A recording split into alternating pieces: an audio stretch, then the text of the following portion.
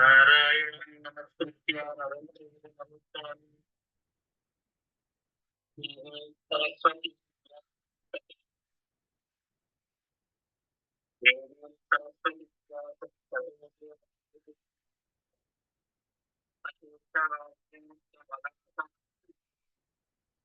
ಅಶೇಷರಾಜ್ಯಾತಿ ಬಲಾಬಲಂ ಅವನ್ನಂ ಸಂತತವಾಪ್ರದಾಯಿ ಅವನ್ನಂ ಸಂತತವಾಪ್ರದಾಯಿ ಅವೇನಾತ್ಮಾಗ್ರಧರಂಧನಸ್ತಕಿ ಅಮೇಹ ಜುಕ್ತಾಗ್ರ ಸರಂತನಸ್ತಕಿ ಆದಾಪ್ರಸನ್ನಂ ನಮ ಪ್ರಸನ್ನಾಯ ಧನುಜಂ ಶ್ರೀ ಅಭಿರಮಂ ಮಂದಯಿತಂ ಪದಂ ಸದಾ ರುದ್ರಮಂ ದಂಡರಹಿತಂ ಅಜಡಂ ಸದಾ ಆನಂದತೀರ್ಥಮಗಮಂ ಭಜೆ ತಾಪತ್ರಯಾಪಹಂ ಆನಂದತೀರ್ಥಮಗಮಂ ಭಜೆ ತಾಪತ್ರಯಾಪಹಂ ಸತ್ಯವಾಕ್ಯಂ ಪ್ರಯುಜ್ಯತೆ ಯಸ್ಯವಾಕ್ಯಂ ಯುಗ್ಮಹಂ ಸಂವಿತಾರ್ಥಂ ಪ್ರಯುಜ್ಯತೆ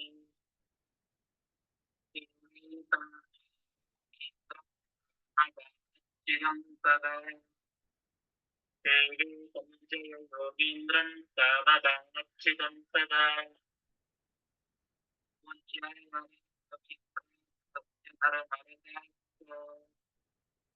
पूज्याय वरुणदेवराय सत्यधर्माय च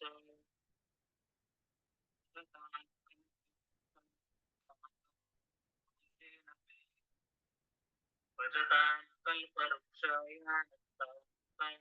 नवे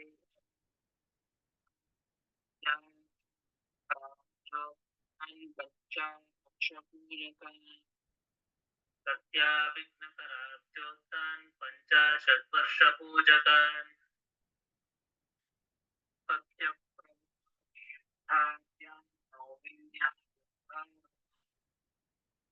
सत्यप्रणोदीर्घार्यान् नौगिन्याय सुधारतान्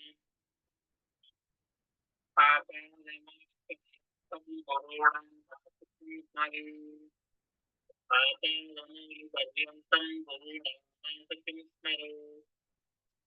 स्मरो प्रणश्यन्ति सिद्ध्यन्ति च मनोरथाः तेन विघ्नाः प्रणश्यन्ति सिद्ध्यन्ति च मनोरथाः श्रीगुरुभ्यो नमः हरिः ओम् श्रीगुरुभ्यो नमः हरिः ओम् श्रीमद्भगवद्गीता 15ನೇ ಅಧ್ಯಾಯ ಪುರುಷೋತ್ತಮ ಯೋಗ.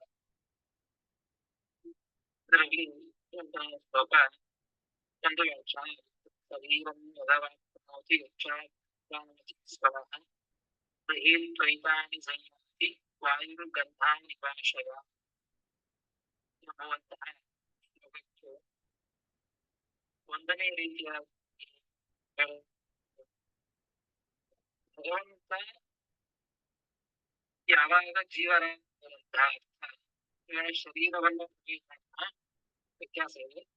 ಮೊದಲನೇ ಅರ್ಥ ಹೇಳಿದಾಗ ದೇವರು ಜೀವರಾಶಿಯ ಶರೀರವನ್ನು ಯಾವಾಗ ಮಾಡ್ತಾನೆ ಆಗ ಜೀವ ತಾನು ಇಂದ್ರಿಯಗಳನ್ನ ತೆಗೆದುಕೊಂಡು ಬಂದು ಶರೀರವನ್ನು ತಿಳಿಸುತ್ತಾನೆ. ಇದ್ದುಕೊಂಡಾಗಲೂ ಶರೀರದಲ್ಲಿದ್ದಾಗಲೂ ಭಗವಂತನಿಂದ ಪ್ರೇರಿತನಾಗಿ ಆ ಇಂದ್ರಿಯಗಳು ವಿಷಯ ಪದಾರ್ಥಗಳನ್ನ ಭೋಗ ಮಾಡುವಂತೆ ಭಗವಂತ ಮಾಡ್ತಾನೆ.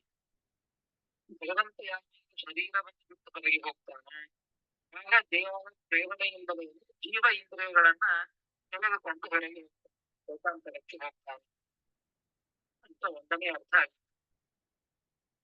ಇನ್ನೊಂದು ವ್ಯಾಖ್ಯಾನ ಆಗುತ್ತದೆ ಯದ ಜೀವ ಶರೀರಂ ಆಪ್ನೋತಿ.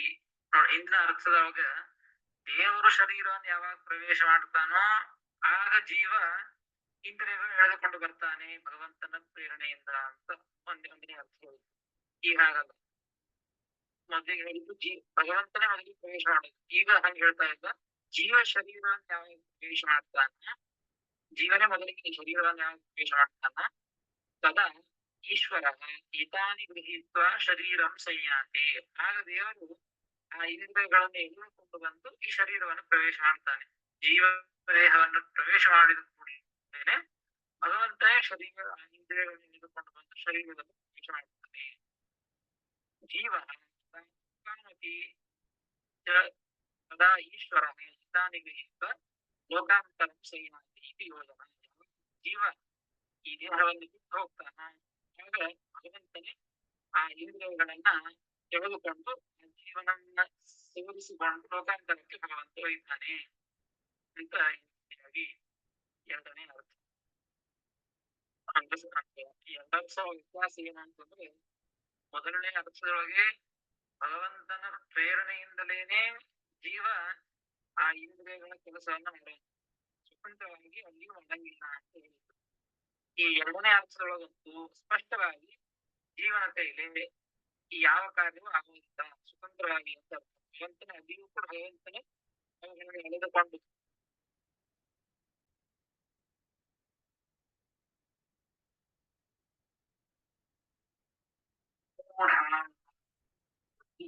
ವಿಮೂಢ ನ ಅನುಪಶ್ಯಂತಿ ನ ಅನುಪಶ್ಯಂತಿ ನಾನುಪಶ್ಯಂತಿ ಪಶ್ಯಂತಿ ಅನುಪಶ್ಯಂತಿ ಪಶ್ಯಂತಿ ಅಂತ ಜ್ಞಾನ ಚಕ್ಷುಷಃ ಎಂಬುದಾಗಿ ಹೇಳಿದಾಗ, ಯಾಕೆ ಕಾಣಿಸೋದಿಲ್ಲ ಅಂತ ಕೇಳ್ತಾ ಇದ್ದದ್ದು. ಭಗವಂತ ಒಳ್ಳೆಯದನ್ನೇ ಭೋಗ ಮಾಡ್ತಾನೆ ಅಂತ ಹೇಳಿದ ಮೇಲೆ ಯಾಕೆ ಭಗವಂತ ಒಳ್ಳೆಯದನ್ನೇ ಭೋಗ ಮಾಡೋದು ನಮ್ಗೆ ಗೊತ್ತಾಗೋದಿಲ್ಲ, ನಮಗೆ ಯಾಕೆ ಕಣ್ಣಿಗೆ ಕಾಣಿಸಂಗಿಲ್ಲ, ನಮಗೆ ಯಾಕೆ ಗೊತ್ತಾಗೋದಿಲ್ಲ ಅದು ಅಂತ ಪ್ರಶ್ನೆ ಬಂತು. ಅಂದ್ರೆ ಯಾರಿಗೂ ಗೊತ್ತಾಗೋದಿಲ್ಲ ಅಂತೇಳಿ, ಯಾರಿಗ್ ಗೊತ್ತಾಗಬೇಕು ಅವ್ರಿಗೆ ಗೊತ್ತಾಗ್ತದೆ, ಯಾರಿಗ್ ಗೊತ್ತಾಗಬಾರದು ಅವ್ರಿಗೆ ಗೊತ್ತಾಗಂಗಿಲ್ಲ ಎಂಬುದನ್ನ ಭಗವಂತರಲ್ಲಿ ಹೇಳ್ತಾ ಇದ್ದದ್ದು. ಗೊತ್ತಾಗ್ತದೆ ಅಂದ್ರೆ ಗೊತ್ತಾಗ್ತದೆ, ಗೊತ್ತಾಗೋರಿಗೆ ಗೊತ್ತಾಗ್ತದೆ. ಗೊತ್ತಾಗಂಗಿಲ್ಲ, ಕಣ್ಣಿಗೆ ಕಾಣಿಸಂಗಿಲ್ಲ ಅಂತಂದ್ರೆ ಕಣ್ಣಿಗೆ ಕಾಣಿಸಂಗಿಲ್ಲ, ಯಾರಿಗ್ ಗೊತ್ತಾಗೋದಿಲ್ಲ ಅವ್ರಿಗೆ ಗೊತ್ತಾಗಂಗಿಲ್ಲ. ನಾನು ಹೇಳ್ತಾ ನೋಡಿದ್ದು ಉತ್ಕ್ರಾಮಂತಂ ಸ್ಥಿತಂ ವಾಪಿ ಮುಂಜಾನಂ ವಾ ಗುಣಾನ್ವಿತಂ ಗುಣಾನ್ವಿತಂ ಶುಭಯುಕ್ತಮೇವ ಇತ್ಯರ್ಥಃ. ಹೀಗೆ ಭಗವಂತ ಗುಣಾನ್ವಿತಂ ಎಂಬುದಕ್ಕೆ ಶುಭಯುಕ್ತಂ, ಶುಭದಿಂದಲೇ ಕೂಡಿದ್ದಾನೆ ಭಗವಂತ, ಶುಭವನ್ನೇ ಭೋಗ ಮಾಡ್ತಾನೆ ಅಂತ ಹೇಳಿದ್ದು. ಅದೆಂಗ ಗೊತ್ತಾಗ್ತದೆ, ಹೆಂಗ ತಿಳಿಯೋದು ಹೆಂಗ ಅಂತ ಹೇಳ್ತಾ ಇದ್ದಲ್ಲ, ಅದನ್ನ ಹೇಳ್ತಾ ಇದ್ದದ್ದು ಗುಣಾನ್ವಿತಂ, ಆ ಶುಭವನ್ನೇ ಭೋಗ ಮಾಡ್ತಾನೆ ಭಗವಂತ, ಶುಭದಿಂದಲೇ ಕೂಡಿದ್ದಾನೆ ಎಂಬುದನ್ನಾಗಲಿ, ಅಥವಾ ಉತ್ಕ್ರಾಮಂತಂ ಈ ಎಳೆದುಕೊಂಡು ಹೊರಗೆ ಹೋಗುವುದಾಗಿ, ಭಗವಂತ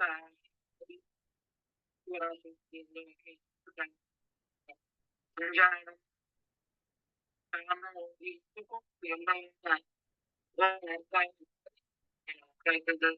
ಶುಭವನ್ನೇ ವಿಮೂಢ ನ ಅನುಪಶ್ಯಂತಿ. ವಿಮೂಢ ವಿಮೂಢ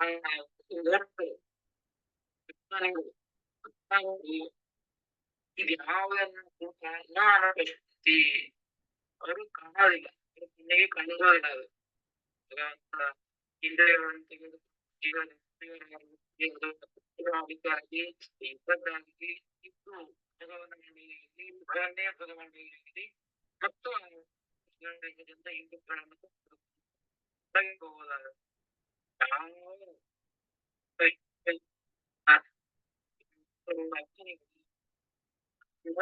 ಯೋಗ್ಯ ರಾಶಿಗಳು ಯಾವುದನ್ನು ಅನುಪಶ್ಯಂತಿ, ಅವರು ಏನು ಕಾಣಲಿಲ್ಲ. ಹಾಗಾದ್ರೆ ಕಾಣೋದ್ರೆ ಯಾರಿಗ್ ಕಾಣ್ತಾನೆ? ಭಗವಂತ ಶುಭವನ್ನೇ ಭೋಗ ಮಾಡುತ್ತಾನೆ ಅಂತ ಹೇಳ್ತಾ ಇದ್ದೀರಲ್ಲ, ಅದು ಯಾರಿಗ್ ಗೊತ್ತಾಗ್ತದೆ ಅಂತ ಕೇಳಿದ್ರೆ ಪಶ್ಯಂತಿ ಜ್ಞಾನ ಚಕ್ಷುಷಃ, ಜ್ಞಾನ ಚಕ್ಷುಷಃ ಪಶ್ಯಂತಿ. ಪಶ್ಯಂತಿ ಎಂಬುದಕ್ಕೆ ಪಶ್ಯಂತಿ ಜ್ಞಾನ ಚಕ್ಷುಷ, ಜ್ಞಾನ ಚಕ್ಷುಷು ಈ ಭಗವಂತನ ಎಲ್ಲ ಉತ್ಕ್ರಾಮಂತ ಸ್ಥಿತ ಭಂಜಾನ ಗುಣಾನ್ವಿತ ಎಲ್ಲ ವಿಷಯಗಳನ್ನು ಈ ಸಮಯದಲ್ಲಿರ್ತಕ್ಕಂತಹ ಕ್ರಿಯೆಗಳು ಮಾಡುವಂತಹ ಭಗವಂತನನ್ನ ಯಾರು ಕಾಣ್ತಾರೆ ಅಂದ್ರೆ ಯಾರು ಜ್ಞಾನ ಚಕ್ಷುಸ್ತನ್ನ ಹೊಂದಿದ್ದಾರೋ, ಕೇವಲ ಲೌಕಿಕವಾದಂತಹ ಚಕ್ಷುರಿಂದ್ರಿಯ ಕಣ್ಣನ್ನ ಪಡೆದ ಮಾತ್ರಕ್ಕೆ ಯಾವ ಕಾರ್ಯವೂ ಭಗವಂತನದ್ದು ಕಾಣುವುದಿಲ್ಲ. ದಿವ್ಯವಾದಂತಹ ಚಕ್ಷುಷನ್ನ, ಜ್ಞಾನ ಚಕ್ಷುಸ್ತನ್ನ ಯಾರು ಪಡೆದಿರ್ತಾರೋ ಅವರು ಮಾತ್ರ ಭಗವಂತನ ಎಲ್ಲವೂ ಉತ್ಕ್ರಾಮಂತ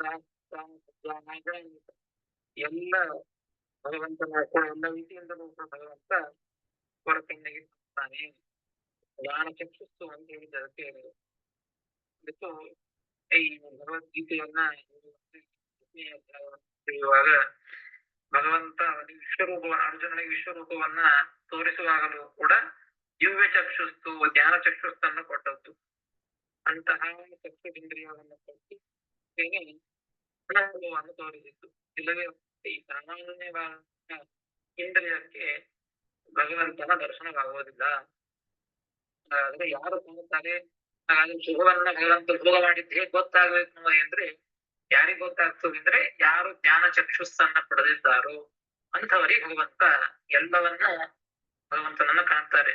ಆ ಶುಭವನ್ನೇ ಭೋಗ ಮಾಡೋದಾಗಲಿ, ವಿಷಯ ಪದಾರ್ಥಗಳನ್ನು ಭೋಗ ಮಾಡೋದಾಗಲಿ, ಒಳದೇಹದೊಳಗೆ ಇದ್ದದ್ದಾಗಲಿ, ಬಂದದ್ದಾಗಲಿ, ಹೊರಗೆ ಹೋಗೋದಾಗಲಿ ಎಲ್ಲವೂ ಕೂಡ ಆ ಜ್ಞಾನಿಗಳು ಭಗವಂತನ ಅಪರೋಕ್ಷ ಜ್ಞಾನವನ್ನು ಅವರಿಗೆ ಚಕ್ಷುಸ್ತನ್ನು ಹೊಂದಿರುವಂತಹ ವ್ಯಕ್ತಿಗಳು ಅದನ್ನ ಒಂದೇ ಹೋಗ್ತಾರೆ, ಭಗವಂತನ ಒಂದೇ ಕಾಣ್ತಾರೆ. ಜ್ಞಾನಿಗಳು ಮಾತ್ರ ಅವರನ್ನ ಕಾಣೋದಿಲ್ಲ. ವಿಮೂಢಾಃ ಇತಿ ಅನುಪಲಬ್ಧ್ಯ ಏಕೋಕ್ತಿಃ ಅಂತ ಬರೀತಾರಲ್ಲ ಅವರು. ವಿಮೂಢಾಃ ನ ಅನುಪಶ್ಯ, ಜ್ಞಾನ ಚಕ್ಷುಸ್ಸುಗಳು ಭಗವಂತನನ್ನೇ ಭಗವಂತನನ್ನ ಕಾಣ್ತಾರೆ, ಈ ರೀತಿಯಾದ ಭಗವಂತನನ್ನ. ಆದ್ರೆ ವಿಮೂಢರು ಮಾತ್ರ ಅದನ್ನ ಕಾಣೋದಿಲ್ಲ.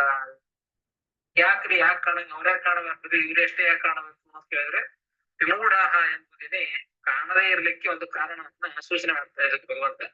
ವಿಮೂಢಾಹ ಅನುಪಲಬ್ಧೆ ಏಕೋಕ್ತಿ, ಭಗವಂತನ ಅನುಪಲಬ್ಧಿಗೆ ಇದೇ ಒಂದು ಕಾರಣ.